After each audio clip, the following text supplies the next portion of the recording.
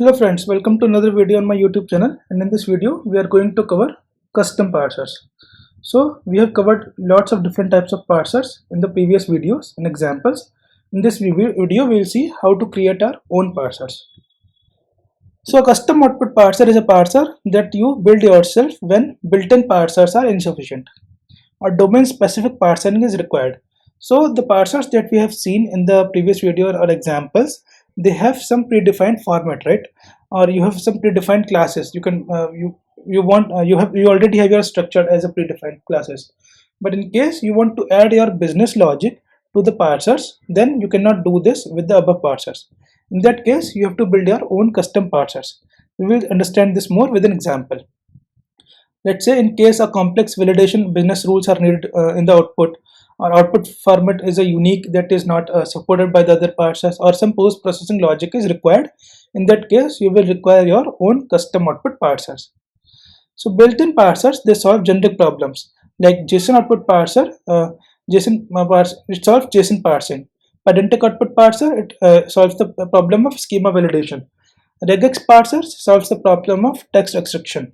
But real enterprise systems, they often need custom business logic, data normalization, field transformations, confidence scoring, fallback handling, and multi-stage validations. So in case you need anything, any validation on your output, or you want any fallback or normalization or any business logic on the output of the parser, then you have to write your own custom logic, right? So let's say if you want your output parser to return a different type of response based on some condition or logic, then the parsers that we have seen previously will not help you. You have to write your own custom parser. So this where the custom parsers become powerful. So let's say AI fraud detection parser. Suppose let's say AI analyzes banking transactions and returns fraud analysis. But enterprise requirements are complex. Let's say we need structured parsing, normalization, custom risk scoring, validation, business rules, fraud escalation logic, and everything. So all these things cannot be done by all the existing parsers, right? Like if you want your parser to do all those things and then only return you a proper response, then the parsers that we have seen will not help you here, because you need to write your own custom logic and everything, right, to handle those business rules and validations and everything. In that case, you build your own custom parsers. So building a custom parser is very simple in LangChain. You just import a base output parser from LangChain and inherit it using your class. So here I am creating a custom parser which is outage minutes parser, and I am inheriting it from base output parser that I have imported from LangChain. So in this parser, I am taking a text. This is the text written by the LLM, and here it's a here the first line will be the description of this parser. So this parser extracts outage duration in minutes from LLM generated text. Now I am using here a regular expression search, like any logic you can write here using this text, the text that is written by the LLM. You can do whatever you want with that. You can either parse it into a JSON or some class or something, then do some processing on it. Here I am just extracting out the text using regular expression that includes minutes or mins, something like this, and returning that as the output. So let's see, I'm creating a template here where I'm passing a LLM instruction to, from the incident description below, clearly state how long the outage lasted. So I'm asking LLM to tell me the duration for which the outage lasted. So it will return me something like a time duration, right? So here it's my incident, and here I am creating the chain like we have seen in the above examples for different parsers. I'm passing my prompt to the LLM, and the output will be passed to outage minutes parser, which will be a string because LLM returns everything in the string format. Now when I'm invoking this whole thing with this prompt where I am saying that service started failing at this particular time and it stopped failing at this particular time, you can see the time duration between these two given time is 42 minutes, which is being returned to me by my parser in the output. So to compare it with, let's see how the initial response for the LLM was. So let me create another chain and let's remove the parser out of this and let's do a chain 2.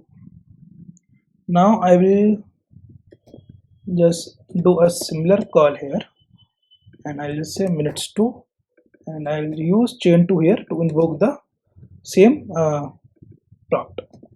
Now let me print minutes 2 as well. Let me print it at the top.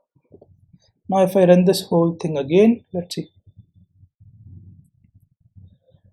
So yeah, this is the output written by the LLM, like incident summary and lots of things actually.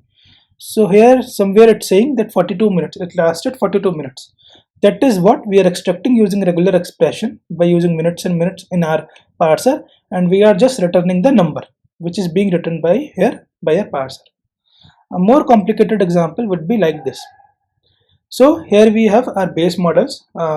We have a fraud report model which has a transaction list of transaction inside it. Now we have our class which is inheriting the base output parser to create a custom parser that we want. Here the format is again same. Here we expect an argument text, which is the text written by the LLM. Then we are doing lots of things on it. So if you remember correctly, if you have observed the output written by the LLM, if we ask LLM to return a JSON, it sometimes wraps the JSON inside this triple backslash and the JSON. So we are just using regular expression to remove those part if it is present. Otherwise, it will just do nothing. Then we are converting the string into the JSON, and then we are doing lots of normalization and validation logic written here. So we are just converting the currency to the uppercase, and we are just stripping out the white spaces if needed, and based on the transaction we are adding different amounts. Like this is all the logic written here based on the amount, country and everything. Because initially let's move down a little bit. Initially in our prompt we are saying that expected JSON format is like this, something like this, and then we are expecting our LLM to return a JSON like this, and we are adding validation rules and a custom logic on top of this particular JSON. So here that's what we are doing. So we are expecting in the data transactions array will be there, and we are just adding logic on top of that. Then we have all these logic. Then at the end we are adding something to our response. So in the data, based on different conditions, we have calculated overall risk, and the escalations required is true or false. So if the transaction amount is more than this and the transaction country is not equal to USA, then escalation required is true. Similarly for overall risk, if the overall risk is if the transaction amount is greater than this, then it's critical, high or medium. So based on the data that is being written by the LLM in this particular format, we have added our validations, our custom logic, and we have added some fields in the response. And finally we are returning this response to the user. So let's see. First, once we have built our custom parser here, we have created our prompt in a similar manner. We are expecting LLM to return this whole output. Obviously you can use some instructions that are in similar manner that are written added by Pydantic output parser. Like you can pass instructions like that here, so that your prompt is more likely to give response in the same format. Then we are doing the same thing. We are passing this whole thing inside this prompt LLM and parser, which is our custom parser.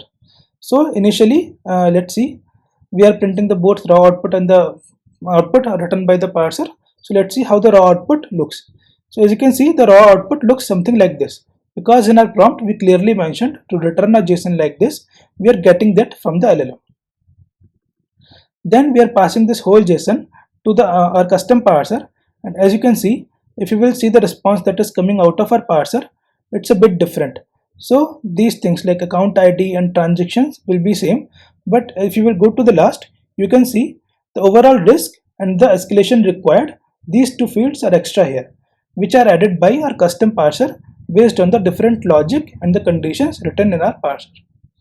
So this is how you can build your own custom parsers. You can write your own logic inside a parser, and you can use them in whatever way you want. So this is all about custom parser. I hope this makes things clear to you. And in the next video, in the last video of our parser series, we will see a way to bind the LLM model directly to a response schema directly instead of using a parser. So see you in the next video, and please like, share and subscribe.